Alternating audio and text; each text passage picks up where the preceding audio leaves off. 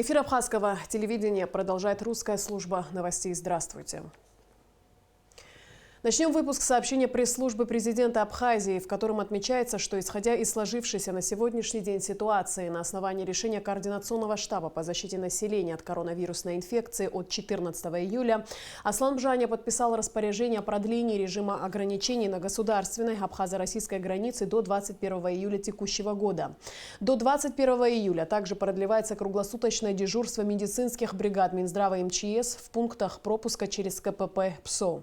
В сообщении подчеркивается, что по данным оперативного штаба по защите населения от коронавируса в настоящее время в республике нет ни одного больного с подтвержденным диагнозом COVID-19. Все граждане, у которых ранее был обнаружен коронавирус, выздоровели после прохождения лечения в Гудаутской ЦРБ.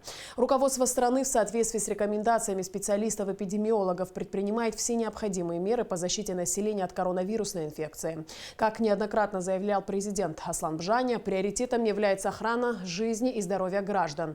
Руководством страны подготовлен ряд предложений по снятию ограничений на переход российско-абхазской государственной границы. Аслан Бжаня направил письмо на имя премьер-министра России Михаила Мишустина, в котором выражается готовность снять ограничения с соблюдением необходимых санитарно-эпидемиологических мер. В настоящее время между представителями сторон ведутся консультации на правительственном уровне по выработке совместного решения по данному вопросу. Аслан Бжаня подписал ряд указов о кадровых назначениях. Так, министром иностранных дел Абхазии назначен Даур Кови, начальником государственной миграционной службы Рамин Габлая, а начальником управления капитального строительства Тимур Агрба. Президент принял председателя Союза журналистов Абхазии Руслана Хашик, который проинформировал главу государства о вступлении Союза журналистов Абхазии в Международную федерацию журналистов. Поздравляя абхазских журналистов с таким событием, глава государства выразил уверенность, что их талант и усилия будут направлены на благо общества и граждан нашей страны. Руслан Хашик передал приглашение на имя президента Абхазии на форум Союза журналистов России, который пройдет в Сочи с 21 по 26 сентября текущего года. В рамках этого форума традиционно проводятся Дни Абхазии, куда приглашается президент Республики Абхазия. В ходе встречи обсуждались вопросы развития СМИ республики. Премьер-министр Александр Анкваб обсудил с вице-премьером, министром экономики Кристиной Озган и министром здравоохранения Тамазом Цахнаки вопросы проектирования строительства новой республиканской детской больницы. На встрече было отмечено, что первоочередная задача – определиться с количеством койко-мест в новом объекте с учетом статистики заполненности за последние несколько лет. Строительство нового здания для лечебного учреждения планируется на территории детской республиканской больницы в городе Сухум. Проектирование предусмотрено в 2020 году Российской инвестиционной программой содействия социально-экономическому развитию Республики Абхазия. 31 год назад, 15-16 июля 1989 года в Сухуми и других районах Абхазии произошли первые грузино-абхазские вооруженные столкновения, ставшие следствием антиабхазской кампании, развернутой грузинскими лидерами. В результате кровопролития погибли 17 человек, сотни получили ранения. Позже многие участники этих событий были подвергнуты уголовному преследованию и необоснованно осуждены советскими судами за участие в национально-освободительном движении абхазского народа. В истории нашего государства немало дат, повлиявших на судьбу абхазского народа, на его самоопределение, обретение им государственной независимости. 15-16 июля 1989 года в городе Сухум и других районах Абхазии впервые произошли грузино-абхазские столкновения. Этому предшествовал ряд событий, апогеем которого стало распоряжение о создании в АГУ филиала Тбилисского госуниверситета, принятое Верховным Советом Грузии 14 мая 1989 года. Ранее, с 6 по 14 мая, чтобы добиться этого, перед зданием нынешнего Государственного русского театра драмы студенты грузинского сектора АГУ устроили сидячую забастовку. В Сухуми ежедневно собиралось до 5000 человек грузинского населения, которые поддерживали бастующих. Приезжали также их единомышленники из Тбилиси. По всей стране проходили многочисленные митинги грузин, на которых не скрывались антиабхазские настроения. Абхазы понимали, с какой целью проводились все эти акции. 15 мая представители абхазского народа собрались на площади Ленина. Туда вынуждено было прийти и тогдашнее руководство Абхазии. На этом митинге руководство республики заявило, что открытие филиала Тбилисского госуниверситета в АГУ носит временный характер. Однако ситуация обострилась в середине июня 1989 года после того, как стало известно о начале приема документов на поступление в Сухумский филиал Тбилисского государственного университета. Соответственно, это привело к адекватным действиям со стороны абхазов. 22 июня в Госфилармонии началась сидячая забастовка, участники которой требовали прибытия из Москвы комиссии Верховного Совета СССР. Комиссия прибыла 3 июля, и акция прекратилась. Постараемся, объективно разобраться и доложить Верховному Совету. Нет, мы посадим кого-то. Видимо, более солидного. будем слушать, по крайней мере, я как председатель комиссии буду настаивать, чтобы на комиссии по национальной политике, межнациональным отношениям в Верховном Совете заслушали мы и руководство Республики Грузии и Абхазии по этим наболевшим вопросам. Я думаю, что на этом работа не остановится. Депутатская комиссия после изучения документов, многочисленных встреч и бесед уехала 10 июля. Подготовленное ею заключение о нецелесообразности разделения АГУ по национальному признаку было опубликовано в республиканских газетах на абхазском и русском языках «Обснохавши Советская Абхазия». Республиканская газета на грузинском языке «Сабчота Абхазети» решила напечатать его текст, но с комментарием руководства ТГУ, где говорилось, что заключение комиссии не имеет юридической силы и прием документов от абитуриентов продолжается. В воскресенье 16 июля в помещении Сухумской первой грузинской средней школы, несмотря ни на что, планировалось начать приемные экзамены в филиал ТГУ. Обстановка накалялась уже не с каждым днем, а с каждым часом. То тут, то там, в центре города, вспыхивали локальные потасовки с применением всего, что попадало под руку. Абхазы численностью около 5000 человек постепенно собирались на площади Ленина. Среди них было много женщин. Примерно в 21 час 30 минут на них со стороны улицы Чавчавадзе последовало нападение до 1000 оголенных по пояс, чтобы не перепутать своих с чужими грузин. Впереди ехало 2 КАМАЗа с молодыми людьми, которые скандировали «Сакартвело». Начало появляться огнестрельное оружие. Всю ночь по городу слышалась стрельба. Столкновений не удалось избежать. Были и жертвы. 17 человек погибли, 448 получили ранения. К нам 50 человек. Из них мы госпитализировали 19. 10 человек были у нас пострадавшие с дробовым ранением в области в основном головы, верхней половины туловища. 9 с ушибленными ранами. Всем им была оказана помощь, адекватная медицинская помощь. Отказов ни одного не было. И, в общем-то, все обошлось у нас по медицинской части, все благополучно. Жертв могло быть гораздо больше. Крайне напряженная ситуация сложилась в ту ночь в Ачамчире. Тысячи жителей Западной Грузии и Галского района Абхазии, а к утру их было до 30 тысяч, попытались прорваться на помощь своим в Сухум. Но заблаговременно оповещенное руководство РОВД перекрыло заслоном из десятков автомобилей мост через реку Алзга и организовало оборону. Около 1-2 дня 16 июля к мосту из Сухумского аэропорта прибыла группа десантников под командованием генерал-полковника Шаталина, после чего пытавшиеся прорваться отступили. Введение в Абхазии особого режима поведения граждан, меры, предпринятые командованием внутренних войск СССР, позволили потушить на тот момент пожар конфликта.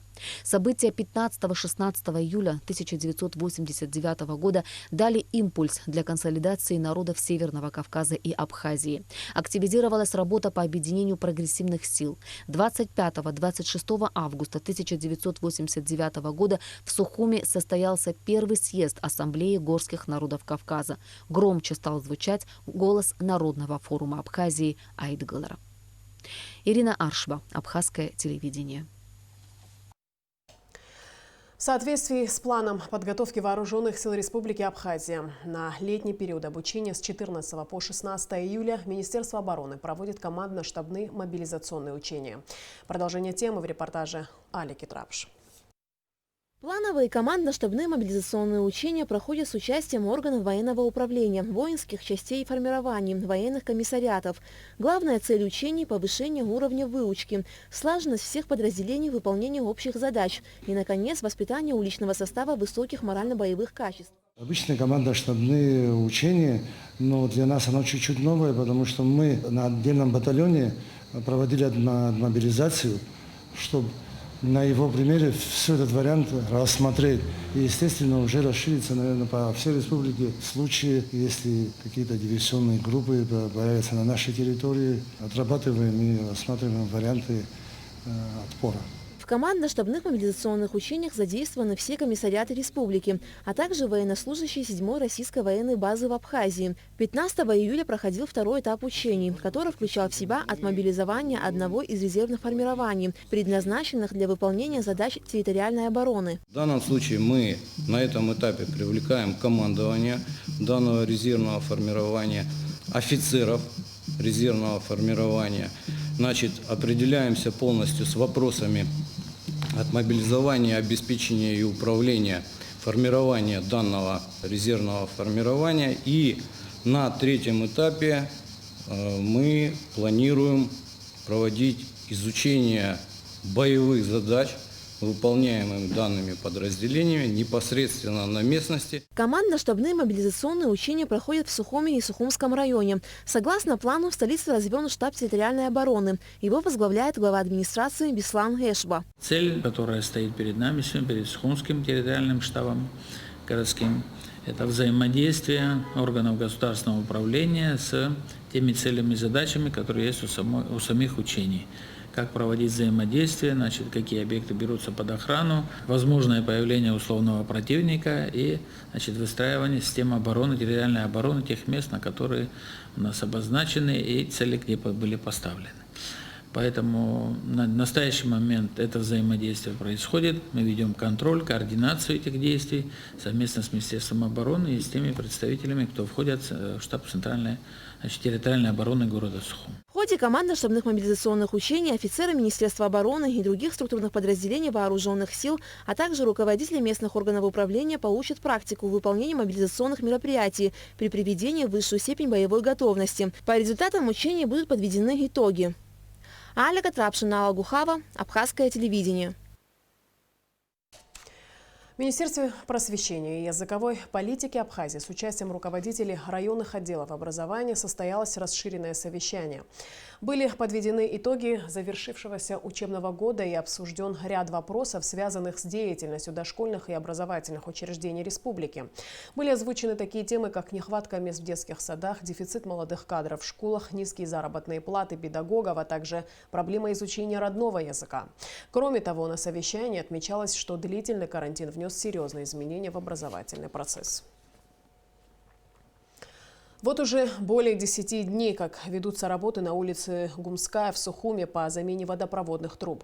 О том, кто их проводит и как долго они продлятся, в репортаже Сарии Кварасхелия. Чтобы решить проблему водоснабжения столицы, необходима комплексная замена не только водопроводных сетей разводящих труб, которые доставляют воду до потребителя, но и насосных станций, водопроводов и резервуаров. Вот уже 2 недели рабочие с утра до вечера ведут работы по замене труб по улице Гумская в Сухуме. Старые чугунные трубы здесь не менялись еще с советского времени. Ремонт водопровода осуществляется за счет собственных средств фирмы «Лига-1» в рамках договоренности с поставщиками материалов. 160-й трубой магистраль прокладываем и ответвление делаем на секционные дома с 100-й трубой и в частный сектор 63-й. Пока за счет заемных средств осуществляем выплаты зарплат, а материал весь с отсрочкой платежа. Объект должен попасть в инвестпрограмму. Сейчас так экстренно попросили заняться этим объектом, потому что планируется дорога на Каман, асфальтироваться и так далее. Вот поэтому сейчас в таком режиме работаем. На объекте уже провели резку асфальта, полную замену грунта. Сейчас мы видим, как роют траншею для укладки труб. А чтобы обезопасить трубу от внешнего повреждения, песчаное основание трамбуют специальным оборудованием виброногой.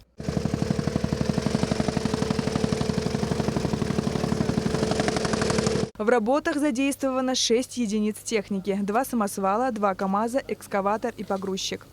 А это фронтальный погрузчик, который выполняет определенные операции на объекте.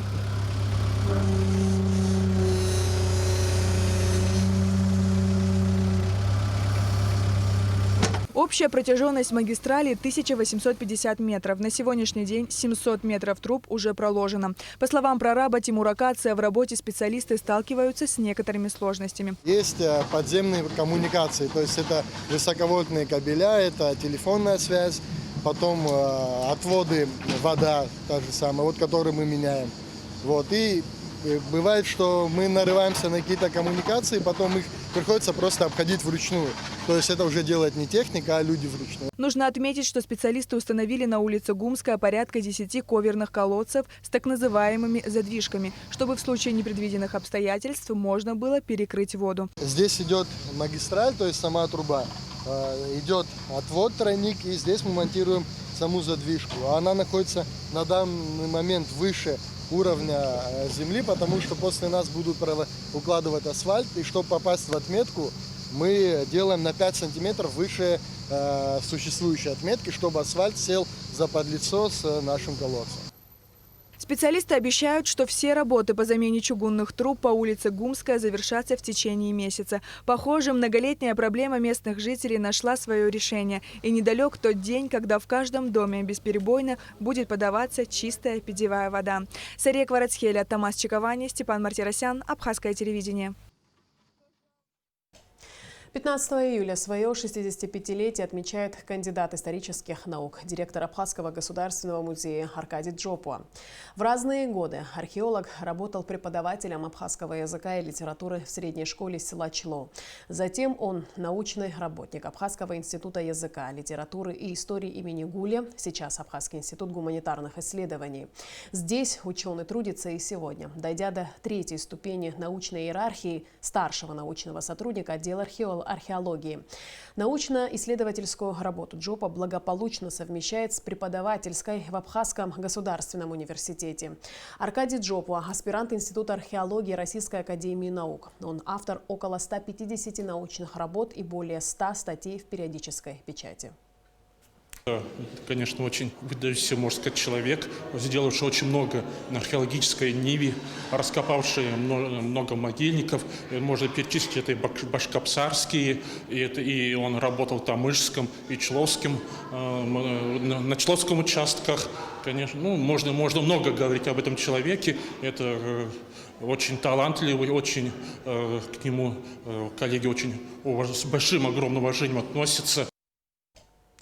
В Государственном комитете по делам молодежи и спорта прошло расширенное заседание с участием глав районных отделов и руководителей общественных организаций. Обсуждались такие актуальные вопросы, как создание волонтерского центра с целью содействия в организации и проведении спортивных мероприятий, разработка концепции молодежной политики и проектов для молодежи с ограниченными возможностями. Отмечалось, что для решения поставленных задач необходимо более тесное взаимодействие всех местных отделений с Госкомитетом. Объединение всей молодежи Абхазии в одну какую-то большую организацию или же объединить их возле Государственного комитета по молодежной политике и спорту, потому что на сегодняшний день все комитеты районные, они как бы подчиняются своим главам администрации, у нас нет такого определенного взаимодействия. Надеемся, что мы найдем рычаги какие-то взаимодействия, наверное, чтобы мы могли реально сотрудничать и чтобы делали одно большое общее хорошее дело для молодежи и для спортсменов. И в конце выпуска прогноз погоды. По сообщению Гидрометцентра, в Абхазии ожидается переменная облачность, преимущественно без осадков. Температура воздуха ночью плюс 18-23, днем 26-31 тепла. Температура моря плюс 27.